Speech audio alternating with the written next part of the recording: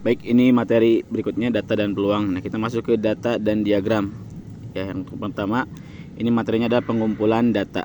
Ya, pengumpulan data ini dia dibagi menjadi menjadi tiga ya. Ada data kategorik, ya, data numerik, dan metode pengumpulan data.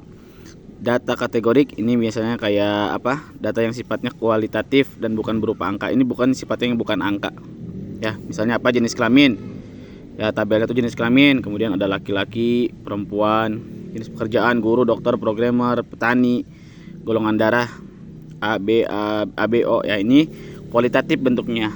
Yang kedua adalah data numerik. Nah, ini sifatnya angka, nomor. Ya, ini bisa terkait dengan misalnya tinggi badan, ya, kemudian berat badan, nomor nilai ujian, dan lain sebagainya. Ya, ini sifatnya kuantitatif, ya. Ini lebih ke nomor. Ya, adapun di sini adalah metode pengumpulan data. Ini ada wawancara, angket, kuesioner. Kuesioner itu dia berupa pertanyaan, ya, kuis. Kemudian ada observasi, ya, atau pengamatan langsung, ya. Kemudian kita masuk ke penyajian data, ya. Di sini kita lihat ada setidaknya ada dua, ya, ada tabel distribusi frekuensi dan daftar data tunggal dan berkelompok, ya. Untuk penyajian data, ya, ini modelnya adalah misal di sini ada biasanya terkait dengan turus, ya. Kalau kita bikin frekuensi seperti ini, turus seperti ini, ya. Jumlah buku 1, kemudian ternyata ada turusnya, ada 3, frekuensinya 3. Ngikutin ini frekuensinya, ya. Kalau 2, kalau 5 frekuensinya ngikutin ini, yang buku yang kedua. Jumlah buku yang ketiga terusnya 8, kemudian frekuensinya 8. Nah, kita masuk ke data tunggal dan data berkelompok. Data tunggal itu lebih simpel. Misal nilai matematika 10 siswa ada 78, 75, 90. Ini kan lebih simpel, ya. Jadi tunggal hanya 1, ya. Kemudian di sini ada data berkelompok. Ini biasanya digunakan untuk jumlah data yang cukup banyak sehingga perlu dikelompokkan, ya. Misalnya di range nilai 70 sampai 74 itu ada 4 orang, ya. Di range nilai 75 sampai 79 itu ada 7 orang, ya. Kemudian ini adalah memilih diagram yang tepat. Pertama, data juga dia bisa dikumpulkan atau disusun dalam atau disajikan dalam bentuk diagram. Yang pertama itu ada diagram batang, ya. Model diagram batang seperti ini. Misalnya di sini ada sebuah data. Di sini ada indikatornya makanan sehat. Di sini kelas 8A, kelas 8B. Di sini makanannya ada buah-buahan, sayur-sayuran. Ini jumlah frekuensinya, ya, ada 14, 12. Sedangkan kelas 8B ada 10, 15 dan seterusnya, ya. Nah, ini dibuat menjadi diagram batang. Seperti ini, ya. Di sini misalnya kategorinya adalah buah-buahan. Ya, buah-buahan. Ya.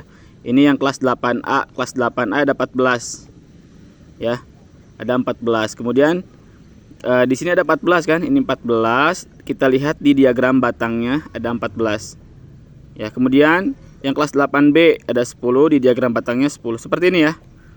Mudah insyaallah, ya. Kita lanjutkan ke diagram garis. Tadi ada diagram batang, diagram garis yang berikutnya. Diagram garis lebih simpel lagi.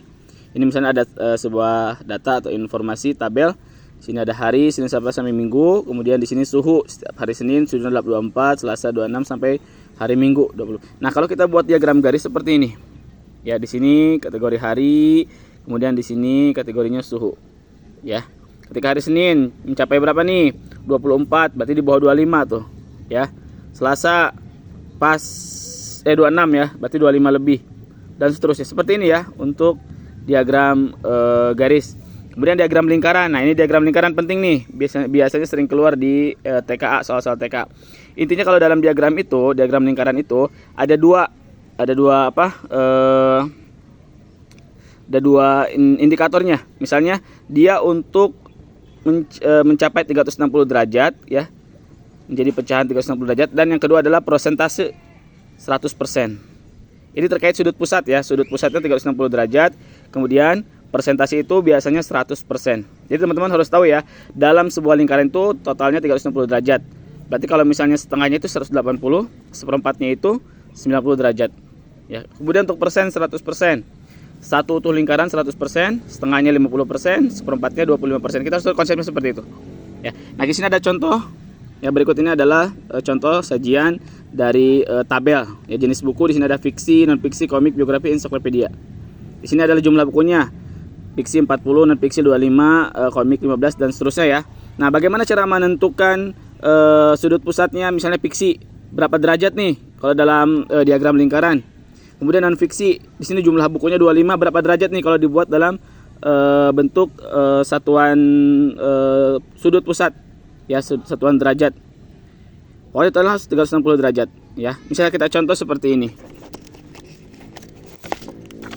Misalnya di sini fiksi 40 derajat ya. Ini fiksi 40 derajat, berarti kita gunakan 40 derajat ini kita menggunakan 360 derajat ya, sudut pusat ya. Berarti 40 untuk fiksi ya, ini ya. Fiksi 40 kita jumlahkan per jumlah seluruhnya. Ada berapa nih? 40 25 tambah 15, 40, 80, 90, 100. Berarti per 100 jumlah ke semua buku dari 5 kategori.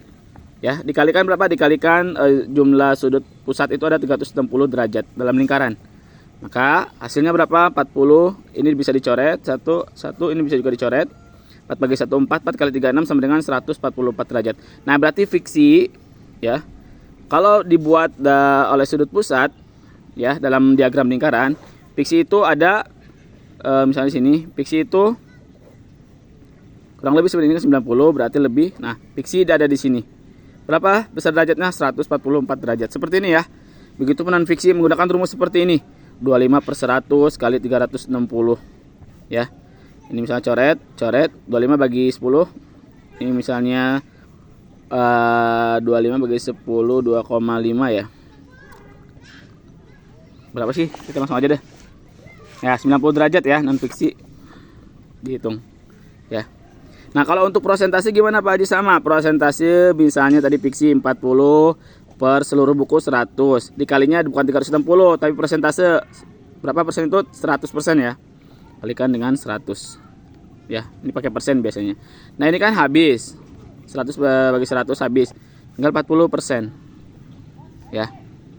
Kita komik, lihat komik 15 per 100, lihat komik ya 15, kemudian jumlah keseluruhan 100 dikali 100%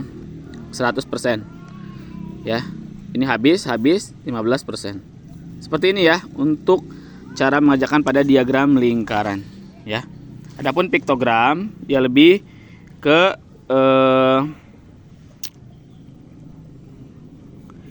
merupakan tabel jumlah siswa yang membawa bekal di hari misalnya hari Senin 10, Selasa 8. Oh, dia langsung ke satu siswa ini dia mewakili 2.